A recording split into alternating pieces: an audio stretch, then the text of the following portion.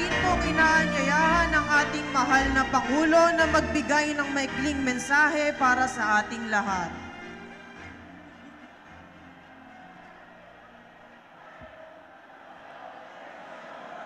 Nalala ko muna po kayo, sir. Okay lang.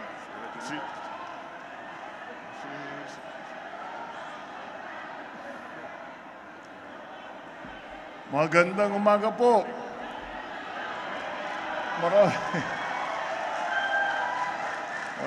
Maraming salamat. Ay alam po namin, kaya po kami nandito. Alam po namin ang mga nangyari at naghihirap. Marami naghihirap ngayon. At dahil nga sa napakalaking tubig na bumagsak at napakalaking tubig na bumababa galing sa taas. Kaya't yan po ang naging problema po natin.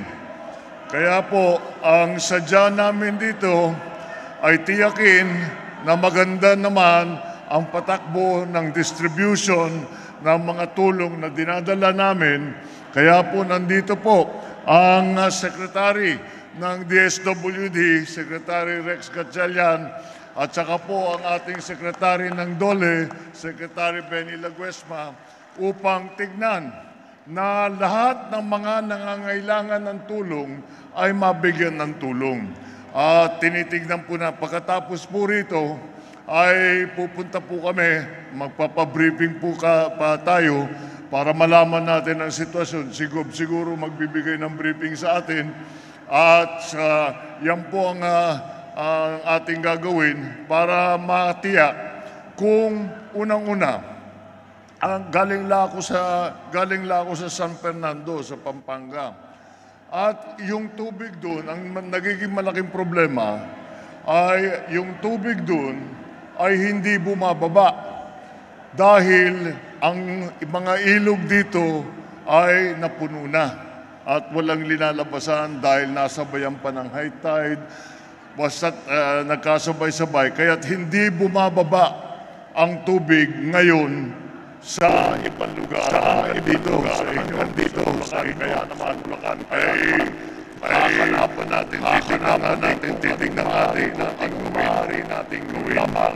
Yun lamang ang kaya ang mahirap talagang lahat. Ito talaga ay dahil sa tinatawag climate change. Nagbabago po, nagbabago hindi lamang dito sa Pilipinas, kundi sa buong mundo. Kailangan natin na makapag-adjust. Kailangan natin gawin lahat upang pag-aralan kung paano mararamdaman natin dito sa change. Ano yung ating gagawin? Hindi naman magka-biktima, hindi na maulit itong klaseng pagbabaha. Marami po tayo ginagawa yung planet.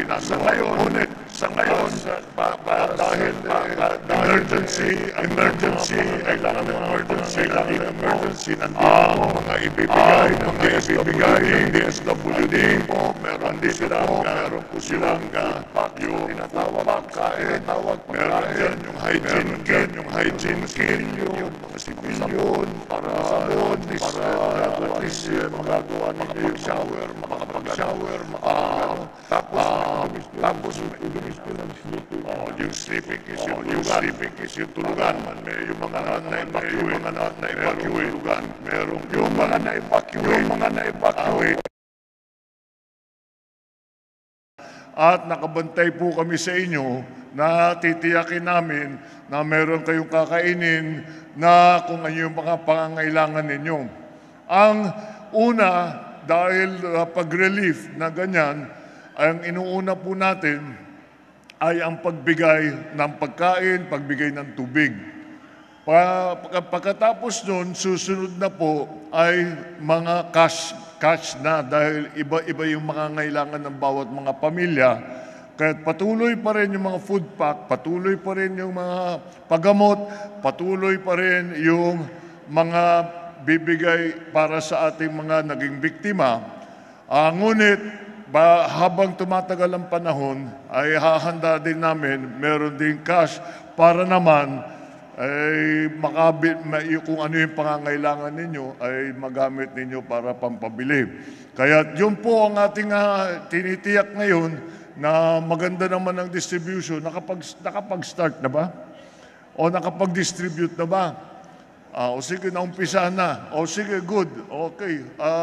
Hindi lang naman yung mga na kayo lamang na nandito ngayon, ay marami pa yung mga sa evacuation center ay pupuntahan pa para tiyakin na sila naman ay mabuti. Ang susunod ngayon dito, pagkatapos po nito, ay pag nakabalik na yung iba sa kanilang mga tahanan, ay yung pag-ayos ng mga tahanan na yun. Meron naman nasiraan talaga ng bahay, completely destroyed ang nakalagay sa report.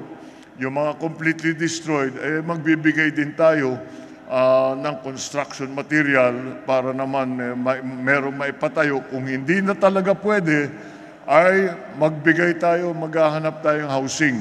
At ang Department of Human Settlements ay andyan din ang NHA para tulungan ang mga nasira talaga ang mga bahay at magkaroon na ng permanent na housing na maganda. Kaya yun ang mga hakbang na ating gagawin. Andito lang po tayo at chine-check lang natin na maging maayos ang pag-distribute at sana naman na lahat ng mga pangangailangan ng ating mga naging biktima nitong napakalaking baha ay mabigyan ng tulong. Maraming salamat po sa inyo lahat. Good luck po.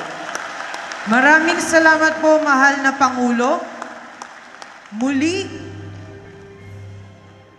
mga kababayan, ang Pangulo ng Republika ng Pilipinas, His Excellency Ferdinand R. Marcos Jr.